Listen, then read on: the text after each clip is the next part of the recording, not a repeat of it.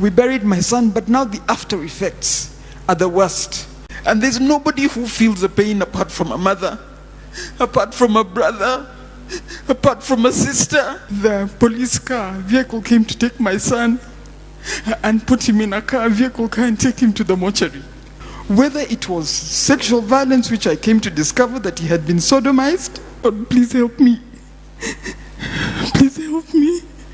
But what it has happened, the after effects, is that thereafter, I'm the one who hit depression. I couldn't believe, I couldn't think, I couldn't eat. I couldn't think, how do you bury a 20-year-old son?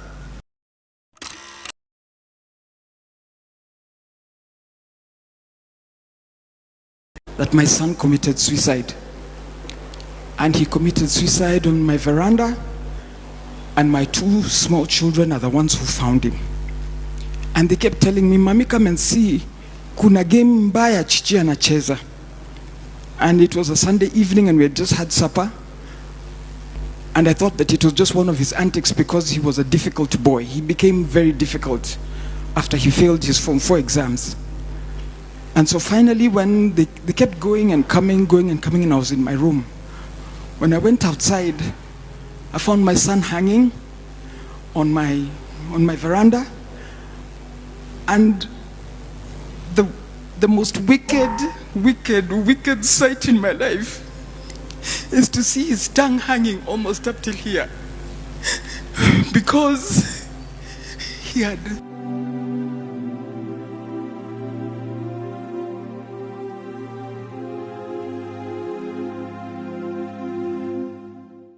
I screamed and I climbed up immediately and I collected him and I put him down and I rushed. I started calling his sisters to take him to hospital.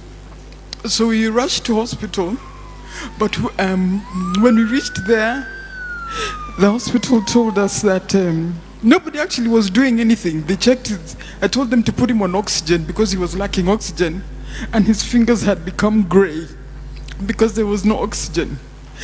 That usually happens after 2 minutes or about 6 minutes of lack of oxygen in the body. So I walked out and I just went and I told God, God, please help me. Please help me. So when I went back, they were not doing anything. I asked them, why aren't you doing anything? And then it just dawned on me that actually it was over. And as it was over, there was no need for oxygen. There was no need for anything else. And so we had to wait there until we reported to the chief, reported to Embakasi police, and wait until about 3 o'clock when the police vehicle came to take my son and put him in a vehicle car and take him to the mortuary. That is the most wicked, hateful thing that you'll ever need to see. Youth, hakuna kitu ngumu sana ile huwezi kuongea.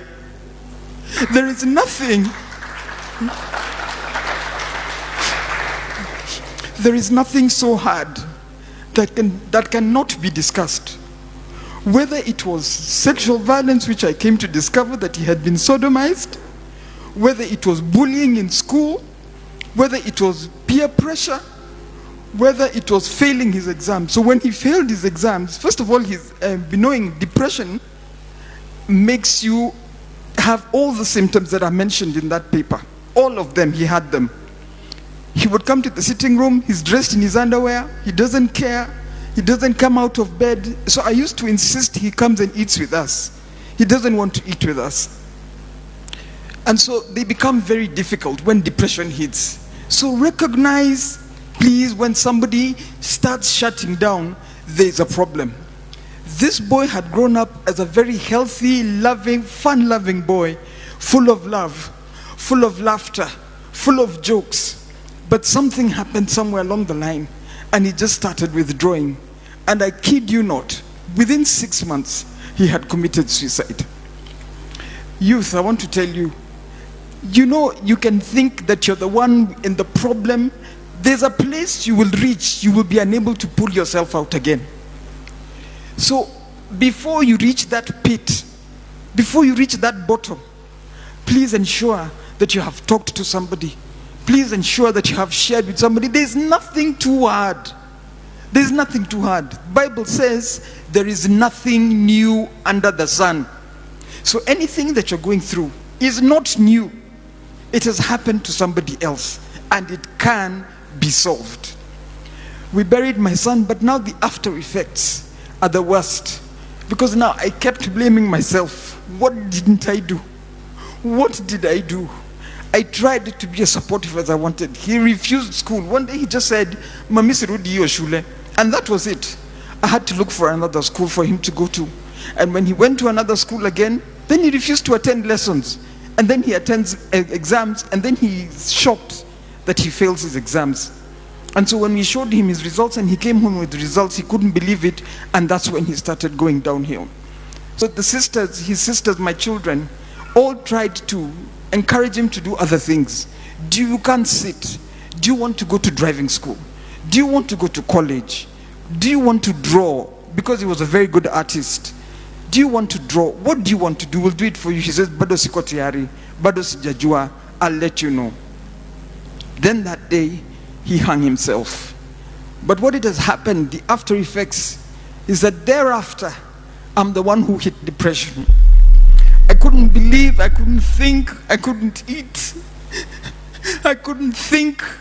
How do you bury a 20-year-old son? A boy with mandevu? Somebody, how do you bury your son? Just how do you bury your son? In August this year, we went to fix his grave. And there's nobody who feels the pain apart from a mother, apart from a brother, apart from a sister. Nobody feels that pain. You might think that you're in a pit, but you're not. There is always help. I want to thank the government for making mental health a priority, because we would have lost so many. When we were going to collect my son that day, we were so many parents. We left at 5 in the morning because we were going to Siaya. And I tell you, 6 parents were there because of suicide. 6 parents.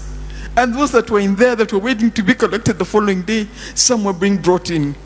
We cannot lose youth for something that has got a solution. We cannot lose you who have got the energy to build our country for something that has got solutions.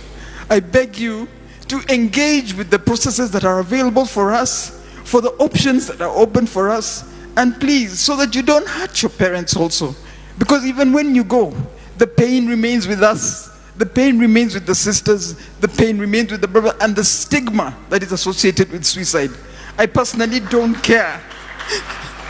I personally don't care what anybody thinks about me. And that is why I said that just to honor my son's memory, I will speak about mental health. Thank you very much.